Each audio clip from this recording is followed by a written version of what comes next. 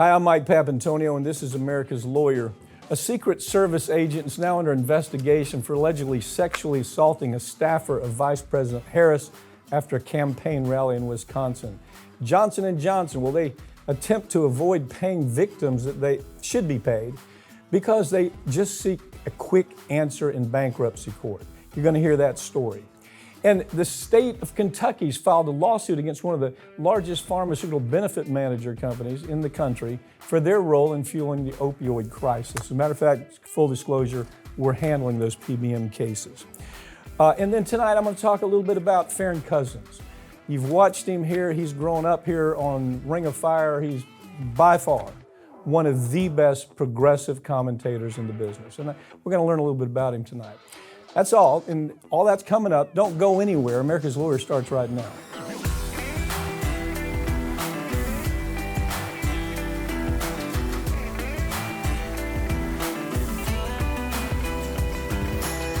There's something dangerously wrong with the Secret Service after completely failing to protect Donald Trump at a rally over the summer. The agency came under the spotlight, which forced the agency. They had to resign. The people in charge had to resign. And now reports have been revealed that one of the agents in charge of protecting Vice President Harris is under investigation for allegedly sexually assaulting one of the staffers. Wow, it just never stops for these folks. Unfortunately, they can't get a break. I don't know whether it's their fault. I don't know whether this is just bad. They're under a bad moon right now. It's hard to know. What is your take on this? This is just kind of a further continuation of we've got some big problems in the Secret Service.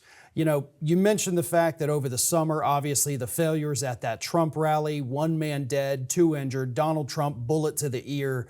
That shouldn't have been able to happen, especially knowing everything we know now about the failures that led to that moment. This man could have been stopped an hour and a half before anything happened. But now we're getting even more ugly stories. You have this agent that is assigned to the detail of Vice President Harris, and after a rally in Wisconsin, the agent, I guess, was off duty, went out with some of the staffers, according to the complaint, and they all had a little too much to drink, goes back to the hotel room with a staffer, and according to her, sexually assaulted her. So we're hearing, look, first of all, you hear, look, we're having problems because we don't have enough money. Right. We're having problems because we don't have enough people. We're having problems because nobody's taking training real seriously. You've even heard we're having problems because of affirmative action. That's literally one of their arguments, because you're putting women in here. Ridiculous. But the point being is you've got what looks like a failed agency right now protecting the President of the United States. And as I say that, you have to give them this. They did save Trump from being murdered the second time. I mean, you know, it's weird that we have to say, well, the first time and the second time. The first time they wanted to murder a past president. The second time they wanted to murder a past president, and people act like, oh God, that's no big deal. You know, it happens all the time. It's unprecedented. So. As I look at what they did there, they did everything, seemed to be everything right. I mean, what do you think? The second time, sure, but you know, that's what happens after you have to tighten up a little bit. And what we saw here was a breakdown, you know, not only with the Trump thing, with this sexual assault. These are incidents, these are things that could have been avoided. You need more stringent interview process. You need better oversight. You need people that are doing this job because they believe in it, not because, hey, no president's been shot at in years. I think we're going to be okay. This is a nice, easy picnic for the next 10 years of my life. And so the standards get lowered. And the lower the standards get, we've seen it with the military, we've seen it with police across the country. You know, remember the Bush years when they lowered the standards because nobody wanted to sign up for the military after we invaded Iraq. Right. So what we saw was an increase in gang members, KKK members, people. It's repeating itself. Yeah, it is. And almost, I'm not saying we have that in the Secret Service, but it's the same story. The standards get lowered. So that way you bring in people who should not be there, that should not be in these positions, that don't know how to handle these positions, and it creates catastrophic failure across the board. Yeah. The Johnson & Johnson talc powder lawsuit has taken a weird turn as the company tries everything they can to avoid paying people who are dying from their products from a horrible cancer. We now have a law firm fighting against each other in this because of it's been intended by Johnson & Johnson to create this turmoil. The truth is, Farron, you've seen me handling this for a long time now. This case has been going on 11 years. And the fellow in charge, Andy Birchfield, just refuses to cave in. He refuses to say, I'm not going to allow you to pay pennies on a dollar to a woman who's gotten cancer from your product. The science is overwhelming. It's not even, people say, it's just baby. Any idiot that's out there saying that right now, maybe hasn't read a book or hasn't read the newspaper. But the truth is, it's killing women, okay?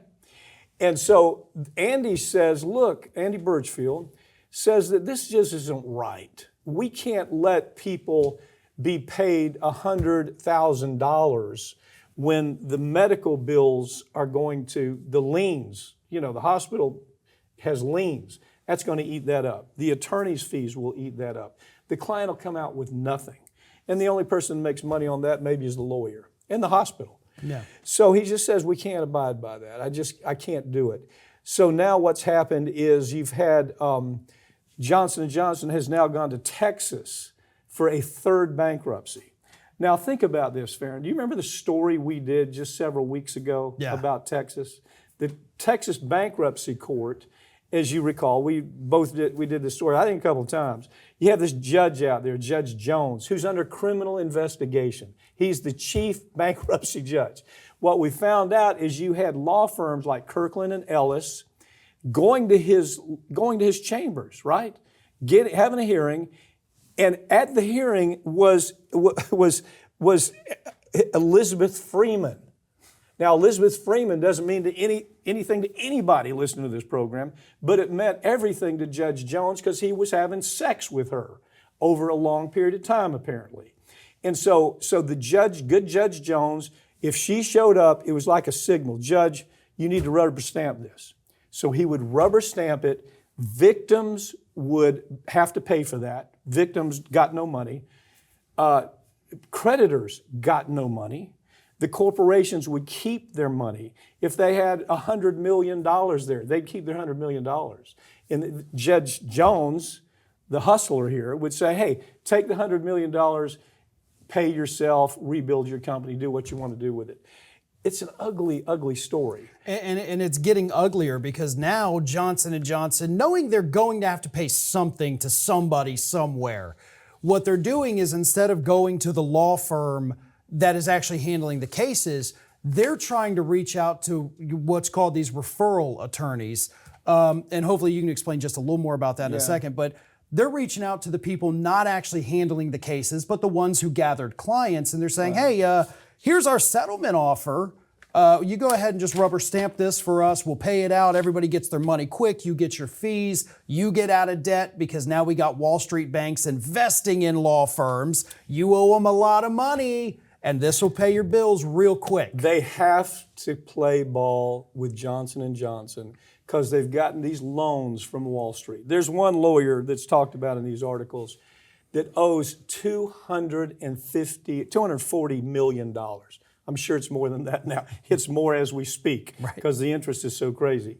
$240 million. Okay, now he has, thousands of cases.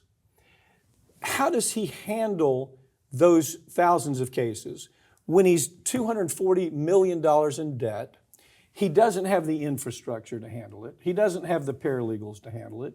He's out there in his office kind of sitting out in the middle of nowhere just waiting for Johnson & Johnson to pay him something.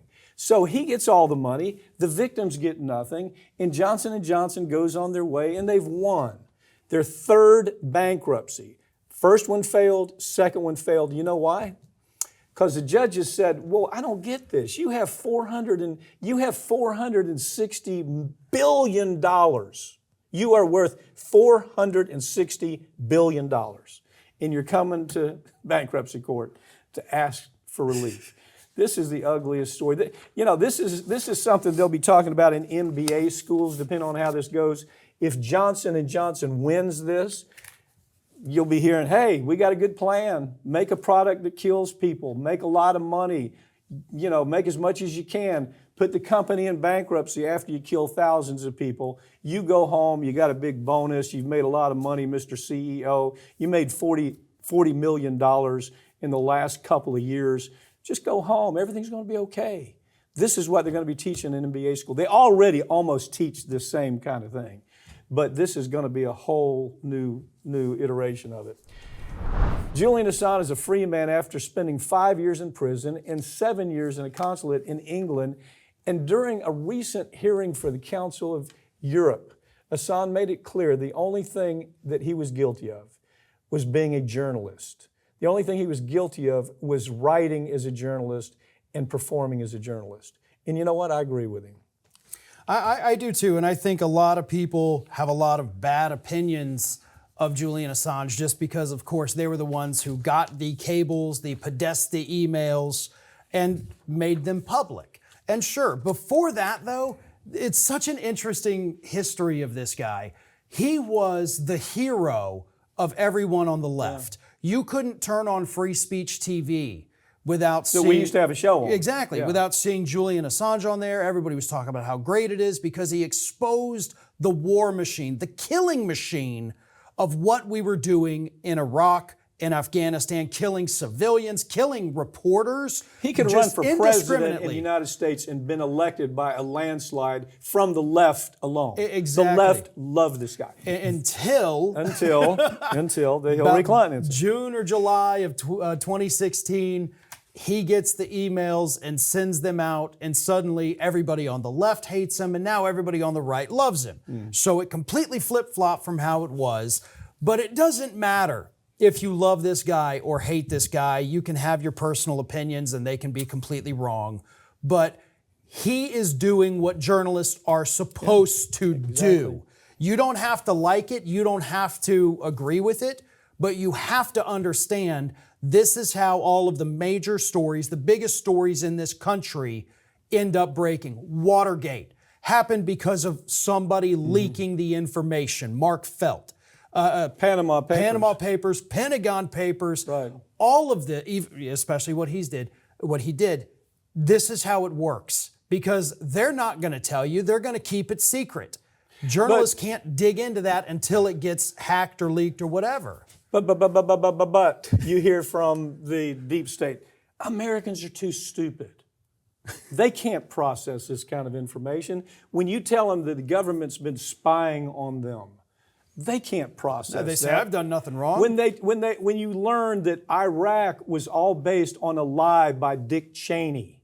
Well, Saddam Hussein was bad. Yeah, when you learn that there were no such thing as weapons of mass destruction. When you learn that we're in Afghanistan for reasons that he exposed that nobody even thought about. When you do that as a journalist, that should be a good thing, okay? It shouldn't be something where you serve 12 years of your life running just to stay alive. And that's what they did. There were times, I swear to God, I would see a picture of him in the embassy or wherever he was. I thought he was going to die. That's how bad this guy, that's what he's been through. Yeah. But, the 46 countries that at this meeting, that this assembly of human rights took place, said that he was absolutely a political prisoner. And it was driven by the NSA, the FBI, and the CIA. And interestingly enough, it all started when, as you say, he broke the law. He broke the law by making public those documents about the DNC and Hillary Clinton, right? Right, and it's important to remember too, they got the documents. WikiLeaks got the documents, just like they got them in the with what they exposed in the Middle East. They didn't hack. They are not an organization that does that. They're not out there taking the material. They are basically a depository. Mm-hmm. If you have this information, put it here. Mm-hmm. We will then help you get it out and get it exposed. That's what WikiLeaks is. They're not actually the ones doing anything that could be considered illegal. They're just trying to expose it. Yeah, when he was put in prison, it was a glorious day for Republican war hawks and blue dog Democrats who now rally around the weapons industry and rally around war and rally around everything that Democrats in the past have never stood for. I don't even recognize them. I call them blue dog Democrats. They may be more Democrats than that, but we expect that from Republicans. I've always expected that from warhawk Republicans, but I've never really expected that from the Democrats, and that's the way that they've gone. Look, they went as far as creating false charges against him, rape. Do you remember that? Yeah, in Sweden. In Sweden, and all of a sudden the girl says, he didn't really do that. Yeah. You know? He didn't really do that, but it was driven by the government that put this girl up to saying that he raped me. They even made a damn movie about it to vilify the guy. He raped me. And then at the end of the day, she said, he really didn't. Because it was at that point I said, okay, maybe really this guy is a bad guy. I thought so too. Because that's what that does to change your opinion. Yeah. And it was all a scam. It was a scam. It was a damn lie. An international scam to make this guy look worse. The state of Kentucky has filed a lawsuit against one of the largest pharmacy benefit managers companies, PBM, for their role in fueling the opioid crisis. We started the opioid lawsuit right here at this law firm, and we settled most of it for about $60 billion for the nation. I mean, that's for every state getting part of that and being able to hopefully build rehab centers and make the drug companies have to foot the bill for some of that. And I've handled everything from tobacco to 80 of the biggest pharmaceutical cases in America to 12 of the biggest environmental cases. I have never, ever seen a quality of ugly that I saw in this case coming from the people at the very top who, oh, by the way, were never thrown in prison. Eric Holder had the opportunity to put a few of them in prison right out in Colorado, right? You remember that? Yep. The federal prosecutor in Colorado said, we need to prosecute these people. Eric Holder says, no, we're not going to prosecute. Well, it's because that's what he did for a living. I mean, he represented white-collar criminals before he was with the AG's office, and then after he left office, he went back with the same law firm in D.C. called Covington Burling. So nothing really happened here. But this is being open. We're handling not this case, but we're handling several cases like it all around the country where PBMs, talk about what a PBM is. Yeah, people don't even know what it is. Yeah, we did a huge story on these PBMs, pharmacy benefit managers, a couple months ago, just expose it. It's a scam is what it is to start with. PBMs are an absolute scam that make consumers pay more money. So what they do is they say, okay, well, you got your pharmacy and you've got your insurance, and yeah, they could work together, but I'm going to be the intermediary. I'm going to go to the insurance company and say, hey, insurance company, you need to cover these drugs from this pharmacy, cover these drugs from this pharmacy, and then he goes to the pharmacy and says, okay, look, I've got them willing to cover this, but there's another pharmacy down the street that is going to give me a rebate of X amount of dollars. Right. If you can't do that, this insurance company, they'll cover pharmacy one, but they're not going to cover it from you. And they just get kickbacks all day. That's what it is. It's not a rebate. It's bribery. It is. It's bribery and kickbacks that we allowed. Just wrote a book about it. It comes out. Matter of fact, it's being advertised right now on Amazon. It's called Middleman. It's a fiction that surrounds the case, the PBM case that we're handling. But it's a totally unnecessary step in delivery from the manufacturer to the consumer. They're right here in the middle. And they say, if you don't give us bribery kickbacks, we're not going to allow your drug to be sold at this pharmacy. Yeah. If you don't give us bribery kickbacks, we're not going to allow you to set a price on your drug that you want to set. There is zero thing that these folks do besides that. They bring no good to the world at all. Zero. And so the AG in Kentucky is doing it. It's in a sense, it's a minor case. We're handling the bigger cases all over the country with bigger states, and they're all going after the PBMs. And we will rock their world. And hopefully, we won't just take a bunch of money away from them. We'll hopefully change the way they do business. Hopefully. Farron, before we do this, before we get out of here, I get emails all the time. I even get phone calls. So I don't know how the hell they find me, but they'll call me and they will say, how did you and Farron get together? They love you, Farron. I say it all the time. I really honestly believe you're the best progressive commentator in the business. You know why? Because you're not all one side. Now, every day, if you go to our site that I start, how long ago did I start that site? That was in May of 2004. I is when Ring of Fire started Ring of Fire back then. It's been a long time. But I remember that you came in just wanting to, can you work as a co-producer or can you just do research? Yeah, really just research. Research. You just graduated out of not even yet. I was waiting tables, putting myself through college. And, Scott, the head producer here, reached out to me and said, hey, look, the guy we've had for over the summer, he's got to go back to school. Is this something you'd be interested in? I know you like politics. So I said, yeah, sure, I'll come in and do an interview. And you tasked me in that interview. It's very short. And you said, all right, listen, I want to do a story about, it was candy-flavored cigarettes and the marketing to children. Wow. You said, pull me 4 to 5 pages of research on that and bring it back up here. And I went home, super excited. I did it, got it back up to you the very next day, and you went through it, and that was it. It built our case. Do you realize it built our case? Did you know that? I did not. And then we did stories about it. Yeah. And I meet you as you're a kid. At that point, you're a kid. Yeah, I mean, you're barely 21. Virtually a kid. I'm wondering, I've never really asked you some of these questions. You and I have been friends a long time. We've done this together for all the way back to the Air America days, right? Yeah. Janine Garofalo, Rachel Maddow, Al Franken, Cenk Uygur, Tom Hartman. Oh my God, the lineup was unbelievable. And then Bobby and I had this show called Ring of Fire, and then we did this site called Ring of Fires, all the way back then. Yeah. But I've always wondered, when I listen to your commentary every day, that you're beating the hell out of Trump or beating the hell out of Republicans, but you're still saying, I don't just do that. Yeah. I can cross the line. I can go to the other side and I can talk about what Democrats do wrong. I'm not a one-trick pony. And that's always interested me about you.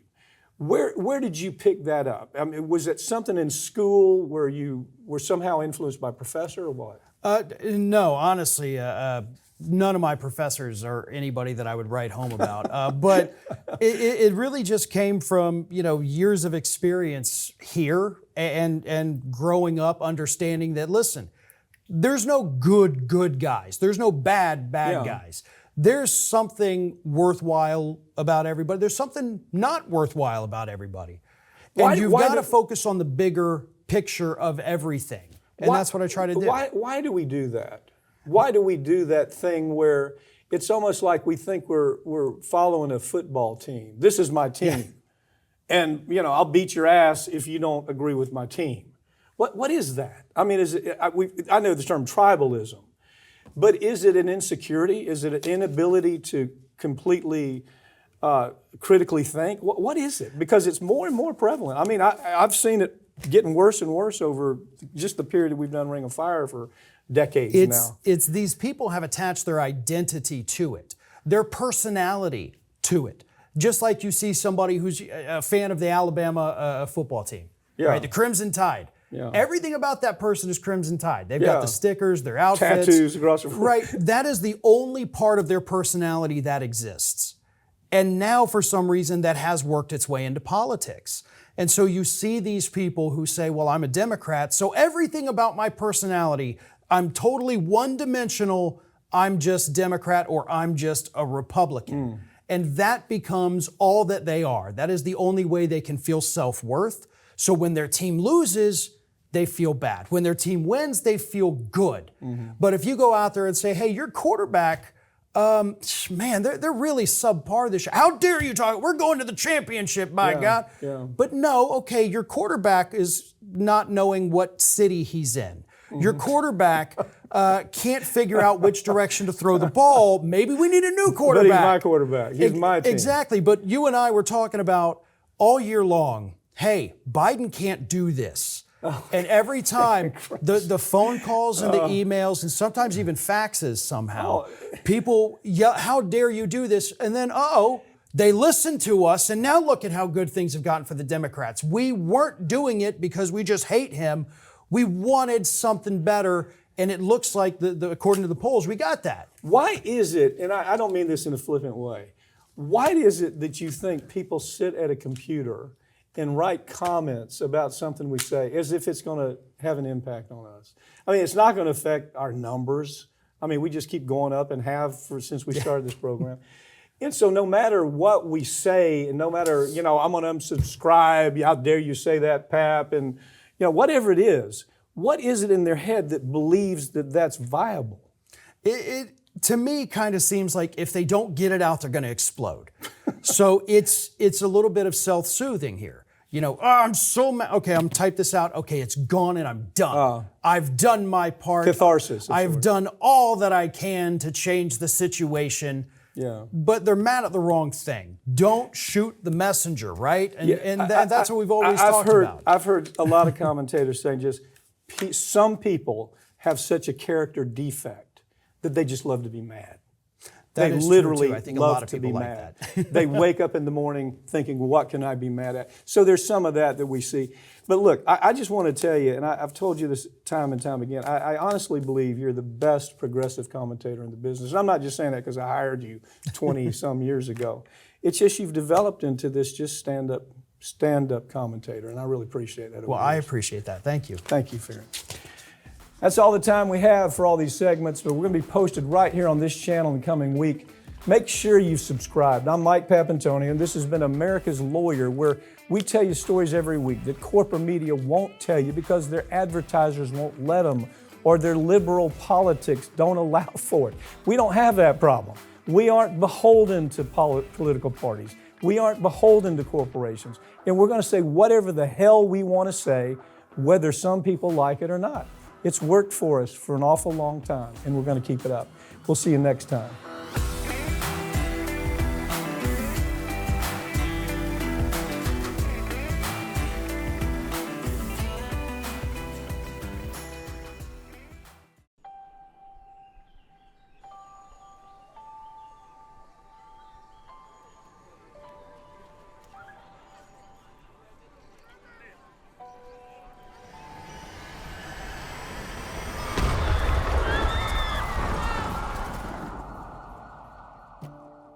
That it had helped dirty money flow through its branches around the world, including at least 800... Plaintiffs allege that the defendants provided money and medical goods to terrorist groups Hezbollah and Jaish al-Mahdi.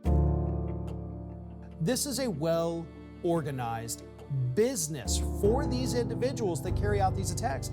Terrorism is a business, and they run it like a business.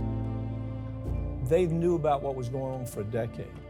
They absolutely, no question about it, knew that HSBC was washing money. They had every reason to understand it was for terrorism and it was for drug cartels. Took no action whatsoever. These banks are involved. Their accounts are connected, and they're using them to mask the transactions. The more complicated they can make the transactions, the more distance they can put between the bad guys and the seemingly legitimate purpose of these funds. They pay $1.9 billion, which is a drop in the bucket compared to what they've made, and nobody goes to prison. These CEOs, these bankers that made this decision, they're safe at home. They know what they've done. It's resulted in the death of Americans, contractors and soldiers, not just hundreds, but thousands. And we look the other way because they don't look like criminals. The die is cast. The people that are responsible are on Wall Street. And they don't look like criminals. It's almost a suspension of disbelief. Sometimes I'll have people call me and say, is this real? Do they really get away with this? Yeah, they do.